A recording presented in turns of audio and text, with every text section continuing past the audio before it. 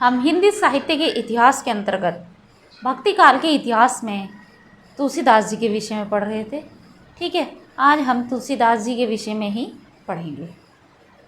ठीक है, तुलसीदास ये राम भक्ति काव्य धारा के प्रसिद्ध कवि हैं। ठीक है, मुख्य कवि भी जिनको माना जाता है। माता का नाम है इनकी हुलसी। इनके विषय में हमने काफ़ी कुछ इससे पूर्व पढ़ लिया था। पिता का नाम है आत्माराम दुबे। बाबा रघुवर दास ने इनके पिता का नाम मुरारी मिश्र माना है। बाबा रघुवर दास ने इनके पिता का नाम क्या माना है? मुरारी मिश्र माना है। ठीक है, बचपन का नाम था इनका राम बोला।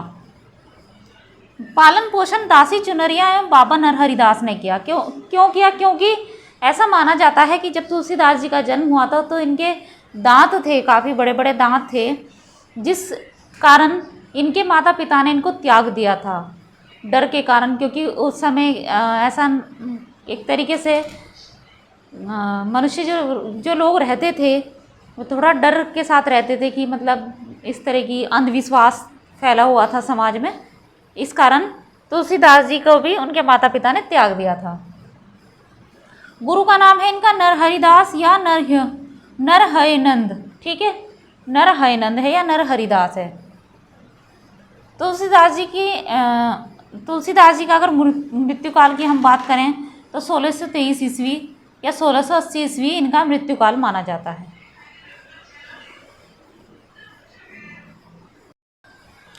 शिक्षा की अगर बात की जाए तुलसीदास जी की तो वेदांग, दर्शन, इतिहास, पुराण, इनकी शिक्षा इन्होंने क्या की थी? प्राप्त की थी। पत्नी का नाम इनकी रत्नावली था। दीनबंधु पाठक की पुत्री थी वे। ठीक है, लाज ने आवत आपको दोरे आयु साथ, दिख दिख ऐसे प्रेम को कहा कहूँ मैं नाथ, अस्ति चर्म मम देह मम तामे ऐसी प्रीति, तेसी जौर श्री राम म होती न तो भव भीति। अर्थात इनकी पत्नी ने इनको ये बातें बोली थी कि ऐसे प्रेम को धिक्कार है। ऐसा माना जाता है, ऐसा सुना जाता है कि तुलसीदास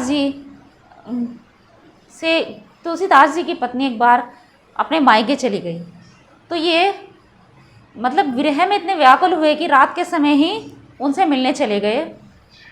अगली सुबह की भी इन्होंने प्रतीक्षा नहीं की और बीच में एक नदी पड़ती थी। नदी में अंधेरा हो रहा था उस समय, तो कोई नाव भी नहीं थी। इनके पैरों के नीचे क्या था, इन्होंने कुछ भी समझा। उसमें ऐसा भी सुना जाता है कि वह मुर्दा था जिसके ऊपर ये बैठकर तैर के नदी पार करके अपनी पत्नी के पास चले जाते हैं और वहाँ पर इनकी पत्नी ने ये बातें कहती हैं कि ऐसे प्रेम को धिक्कार है कि जो इस तरह से क्या किया है, दौड़े आए, तुरंत भागे चले आए। मुझे आए हुए ज़्यादा समय भी नहीं हुआ था, अभी आ गए। अस्थि चर्म मम दे, मेरा जो शरीर है कैसा है? हड्डी से और खाल से बना हुआ है। ठीक है, तो ऐसी प्रीति का क्या फ़ायदा? अगर प्रेम करना ही है तो श्री राम से प्रेम कीजिए। तो ये तब इनके मन में विरक्ति की भावना उत्पन्न हो गई थी और ये श्री राम की भक्ति में लग गए थे। ऐसा माना जाता है, इतिहास में ऐसा मिलता है इनसे संबंधित। तुलसीदास जी, अगर इनकी भाषा की बात की जाए तो इन्होंने अवधी एवं ब्रज भाषा दोनों भाषाओं में लिखा है। ठीक है, भक्ति पद्धति थी इनकी दास्य भाव। प्रमुख रचनाएं इनकी 5 बड़ी 7 छोटी रचनाएं हैं, तो बराबर कितनी हुई? 12 रचनाएं हैं। प्रमुख 12 रचनाएं इनकी मानी जाती हैं। पहली है राम गीतावली। अगर राम गीतावली के समय की बात की जाए तो 1571 ईस्वी। संवत में अगर बात करें तो 1628 संवत है। ठीक है, भाषा की अगर बात की जाए तो ब्रज भाषा में लिखी गई है राम गीतावली। ठीक, दूसरी है रामचरितमानस।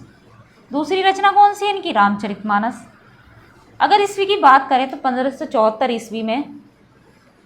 ठीक, संवत 1631 ईस्वी।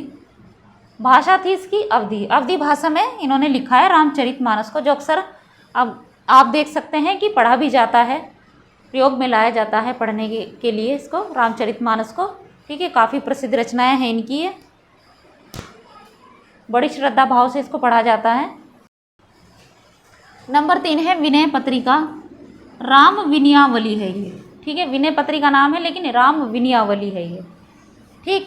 1582 ईस्वी की अगर बात की जाए तो 1582 ईस्वी है, ठीक है। अगर संवत की बात की जाए तो 1639 इसका क्या है, संवत है। और अगर भाषा की बात की जाए तो ब्रज भाषा में इसको लिखा है तुलसीदास जी ने, ठीक है। नंबर 4 है दोहावली। 1583 ईस्वी इसका समय है, रचना काल है जब इसको तुलसीदास जी ने लिखा था। संवत की बात की जाए तो 1640 और ब्रज भाषा में इसको लिखा है उन्होंने। नंबर 5 है कवितावली, जिसे कवित रामायण भी कहा जाता है। यह एक मुक्तक कथा है, ठीक है, मुक्तक कथा है यह। 1612 ईस्वी है ये, इसका समय है, रचना काल है 1612 ईस्वी। भाषा की अगर बात की जाए तो ब्रज भाषा में इसको लिखा है तुलसीदास जी ने कवितावली को, लेकिन इसमें श्री राम जी का ही वर्णन है, ठीक है। नंबर 6 कृष्ण गीतावली। यह क्या है, यह भी मुक्तक कथा है, कृष्ण गीतावली, ठीक है। 1571 ईस्वी इसका समय है। संवत की बात की जाए तो 1628 क्या है इसका, विक्रम संवत। अगर विक्रम संवत मतलब कि संवत की बात की जाए तो विक्रम संवत इसका क्या है, 1628। और भाषा कौन सी है, ब्रज भाषा में इसको लिखा है कृष्ण गीतावली को। तुलसीदास जी की 6 रचनाएं, 12 में से 6 रचनाएं ब्रज भाषा में हैं और 6 रचनाएं इनकी अवधी भाषा में हैं, और एक मतलब 12 में से एक रचना जो है इनकी ब्रज और अवधी दोनों मिश्रित भाषाओं का मेल है। नंबर 7 रामलला नह छू। 1582 ईस्वी की अगर बात की जाए तो 1582 ईस्वी है। संवत की बात करें तो 1639 संवत है, ठीक है। भाषा कौन सी, अवधी भाषा। अवधी भाषा में इसको लिखा है तुलसीदास जी ने। नंबर 8 है पार्वती मंगल। 1582 ईस्वी, ठीक है। संवत की अगर बात की जाए तो 1639 विक्रम संवत है। भाषा है इसकी अवधी, ठीक है। नंबर 9 जानकी मंगल। 1582 ईस्वी, अगर संवत की बात करें तो 1639 है। भाषा है अवधी। नंबर 10 है वैराग्य संदीपनी।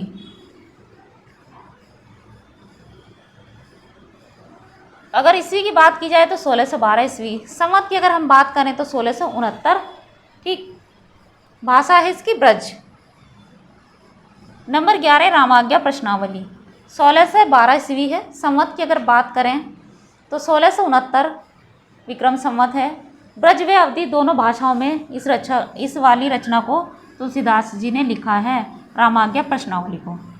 नंबर 12 बरवे रामायण, ठीक है।